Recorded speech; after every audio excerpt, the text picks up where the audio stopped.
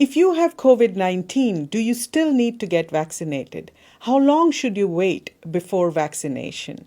Hello and welcome to Science in 5. I'm Vismita Gupta Smith and these are WHO's Conversations in Science. We are talking to WHO's Chief Scientist, Dr. Soumya Swaminathan. Welcome, Soumya. Let's start with, if I have COVID-19, do I still need to get vaccinated?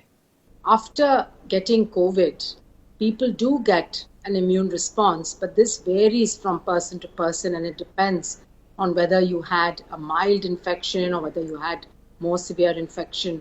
And we know from many studies now that if you've had a very mild or asymptomatic infection, then many people may have very low levels of antibodies that they form. So this is why we still recommend that even if you've had COVID infection, that you should go ahead and take the vaccination when it's available to you, because the vaccine then serves as a boost to the immune system. So the immune system's already seen the infection once. It's seen the virus when you had the natural infection. And then when you receive the vaccine, it sees the antigens again. It's reminded of the antigens. The memory gets boosted and the immune response generally gets stronger and broader and is likely to be more long-lasting. Soumya, how long should I wait after a COVID infection to get vaccinated? Well, you can take the vaccine actually once you've recovered from COVID. So waiting for a few weeks is recommended. You should have no symptoms at all and you should feel perfectly well when you take your vaccination. However, there are differences between countries. Some countries recommend that people wait for 3 months or 6 months till after the infection. And this is because you have natural antibodies, which will keep you protected for at least that long.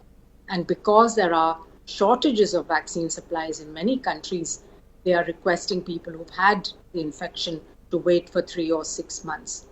But from a scientific and a biological point of view, you can take the vaccine as soon as you've fully recovered COVID. At this point of time, we are not sure of exactly the level of neutralizing antibodies that offer protection against an infection.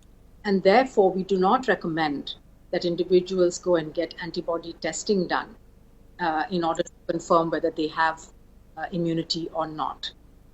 We have to wait again for more data on what the correlate of protection is. Soumya, what have we learned so far about immunity that is induced after an infection of COVID-19 versus immunity induced by the vaccines?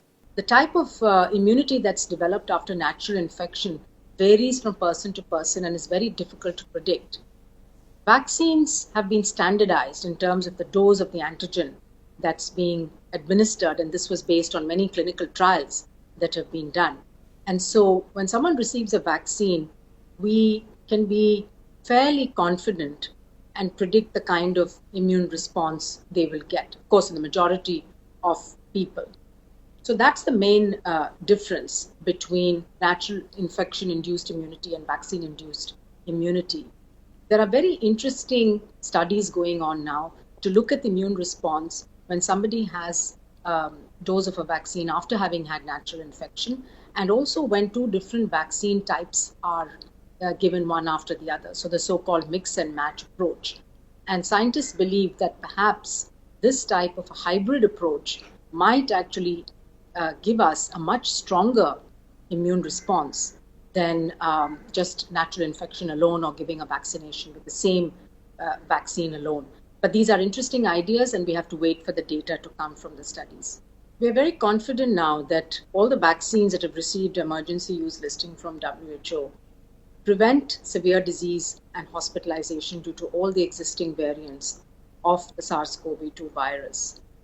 However, we still believe that taking the personal precautions like wearing a mask, maintaining distance, maintaining hand hygiene, and avoiding crowded and closed places, as well as the other public health and social measures that governments have put in place, are necessary because not enough people in the world are vaccinated. And so wherever you live, it is good to take those precautions in addition to being vaccinated, because that's what's going to drive infection rates in the community down. Thank you, Soumya. That was Science in 5 today. Until next time, then, stay safe, stay healthy, and stick with science.